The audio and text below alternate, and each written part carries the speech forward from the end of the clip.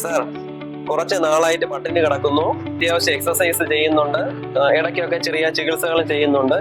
എന്നിട്ടും വെയിറ്റ് ഒരു തരി പോലും കുറയുന്നില്ല. നമ്മുടെ കമന്റ് ബോക്സിൽ വന്ന ഒരു പേഷ്യന്റിന്റെ ഒരു കമന്റ് ആണ്. അപ്പൊ ഇതിൽ നമുക്ക് പറയാനുള്ള ഒരേ ഒരു കാര്യം, നിങ്ങൾ പട്ടിണി കിടന്നിട്ട് യാതൊരു കാര്യമില്ല. അതിന് കൃത്യമായിട്ടൊരു ഡയറ്റ് ഫോളോ ചെയ്യണം. നമുക്ക് കാർബോഹൈഡ്രേറ്റ് വേണം, പ്രോട്ടീൻ വേണം, ഫാറ്റ് വേണം, എല്ലാം വേണം.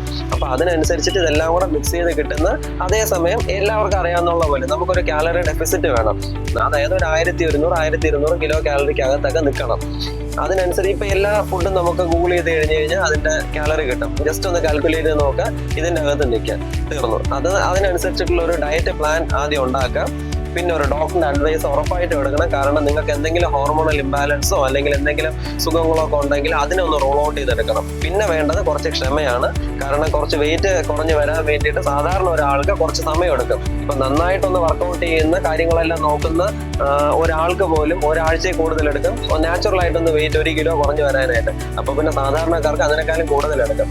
സോ കുറച്ച് ക്ഷമയും കൂടെ വേണം. ഇതെല്ലാം കൂടെ ഉണ്ടെങ്കിൽ നമുക്ക് വെയിറ്റ് റിഡക്ഷൻ ഈസി ആയിട്ട് പറ്റുന്ന ഒരു കാര്യമാണ്.